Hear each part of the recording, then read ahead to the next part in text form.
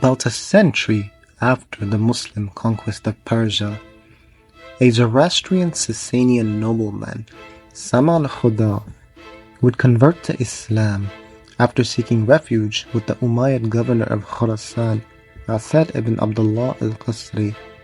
Saman's son Asad, named after the governor, would have 4 sons: Nuh, Yahya, Ahmad, and Ilyas. These 4 sons would earn a great nobility and respect as great warriors after winning battles and establishing stability in the eastern Islamic lands, and each would be granted his own province to govern in Khurasan and Transoxiana. From the line of Ahmad would emerge Ismail ibn Ahmad as-Samani. Ismail would defeat other Iranian political players in the region and officially put his family's name on the map and establish the Samanid dynasty. Although subordinate to the Abbasids, they were in essence autonomous, ruling the eastern Islamic world of Khurasan and Transoxiana. Under the title of Emir, Ismail was a well-respected ruler, as he would defend the Islamic lands and secure the frontier from the nomadic Turkic raiders, who were known for raiding urban areas, making commerce difficult. Ismail would shut this down and secure the frontiers from the nomads, allowing trade to flourish, and as a result won the hearts of his subjects. After being reduced to a vernacular, the Persian language was revived. The Samanids styled themselves as Persian kings, re-establishing Persian as the language of governance, prestige, and high culture. Their reign saw the rebirth of Persian literature.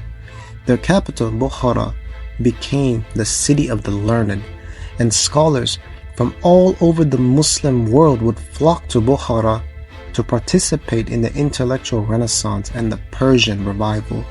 Works of geography, history, medicine, secular and religious sciences, as well as storytelling, all flourished in the Samanid state. Many famous scholars and poets lived in the Samanid domains, such as Firdausi, author of the Shahnameh, the famous Persian poet Al-Rudaki, Al-Khwarizmi, Al-Farabi, and Abu Zayd al-Balkhi. The Samanids can be regarded as the saviors of the Iranian Persian civilization, and ironically, it began in Central Asia as opposed to Iran, since it was the center of their kingdom.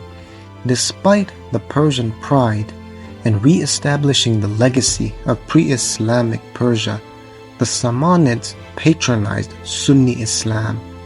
While many Iranian peoples converted to Islam during the Arab dominance, it was during the reign of the Samanids that Islam was embraced by the majority of the Iranian masses and became dominant.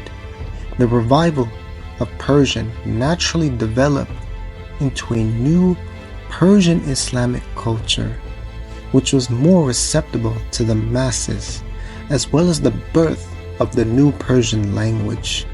The Samanids did not only restrict their Islamic zeal to the Iranians, but also to the Turks, as Samanid scholars would preach Islam to the nomadic tribes, and as a result, masses of Turks embraced Islam.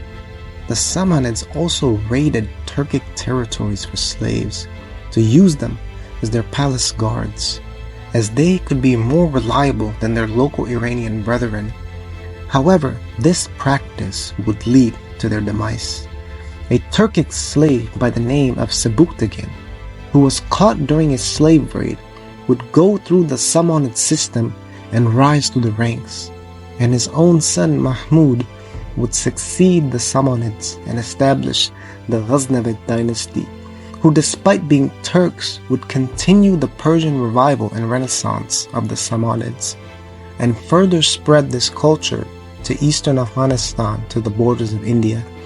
Other Turkic successors would continue the legacy, and in the following centuries up until modern times, the Persian language, revived by the Samanids, would be patronized by Muslim dynasties from the borders of Eastern Europe to Central Asia to South India by various non-Persian peoples, as scholars would refer to it as the Persianate world. The story of the Samanids tells us of how a family of noble Sasanian origins would embrace Islam in a new identity, but still create a culture that took pride in their heritage, while also showing love for Islam. This Perso-Islamic culture today is inherited in the masses of Muslims throughout the world.